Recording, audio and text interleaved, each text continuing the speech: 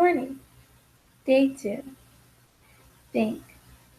One day, a high school student walked into class and noticed that the girl who sat at the desk next to him, that was also 9 months pregnant, was missing.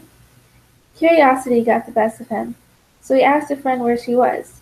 She responded she had her baby last night. For some reason, he felt obligated to go visit the girl in the hospital. They weren't really friends, and he felt a little awkward about showing up unannounced at the hospital to visit a girl who didn't have the best reputation. He walked into the cold hospital room and noticed that there were no flowers or cards, just a teenage girl watching television with a baby. The girl looked at him and asked, "What are you doing here?" He awkwardly responded, "I heard you had a baby, so I thought I would come visit you." Dead silence filled the air as she stared in shock.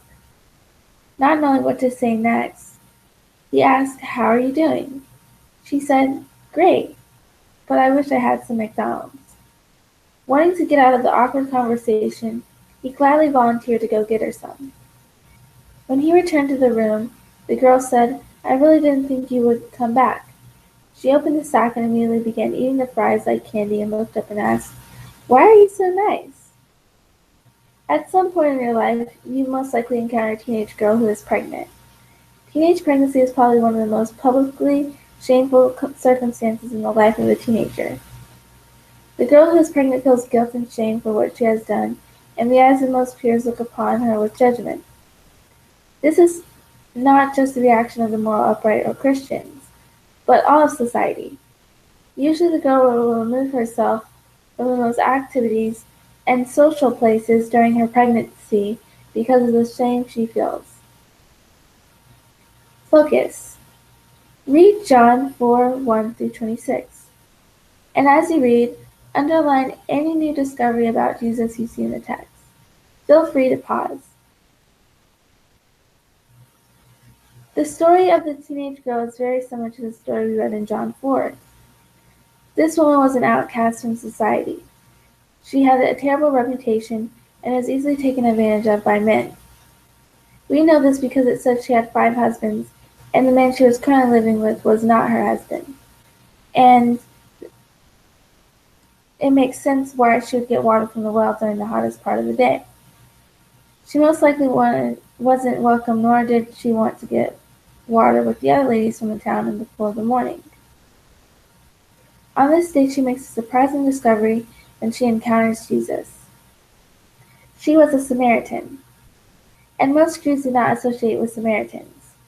Samaritans were not even allowed to worship God in the temple. In addition, she was a female, and men did not speak with women in public besides their wives. Yet on this day, Jesus talks to her, and she discovers that he is the Messiah. This is the first time Jesus had shared with anyone that he was the one that the Old Testament referred to, that he was the Savior. And he chose to do so to a Samaritan, a woman who was living in sin, who had the wrong impression about God and was rejected by society. Consider. This is probably not the Jesus you have always heard about, or at least who Christians often portray. Yet Jesus is willing to destroy every barrier that would separate you from God. Gender, race, reputation, mistakes, financial situation, and misguided beliefs will not stand in the way of Jesus wanting to reveal himself to you. He wants to know you. He is so much greater than what you have heard, and when he does reveal himself to you through his word, you too will be surprised by what you discover about him. Apply. As you go through the day today, intentionally have conversations with 2 different people. Choose one person who you know is a Christian and ask them why it's easy for them to believe in Jesus. Then find another person who is not a believer and ask them what barriers stand in the way of them believing in Jesus. Some may say the reason they believe in Jesus is because of their parents, or because it makes sense, or because they know they need forgiveness of their sin. They may even give you evidence for Jesus' existence. On the other hand, those who don't believe might say it sounds like a fairy tale.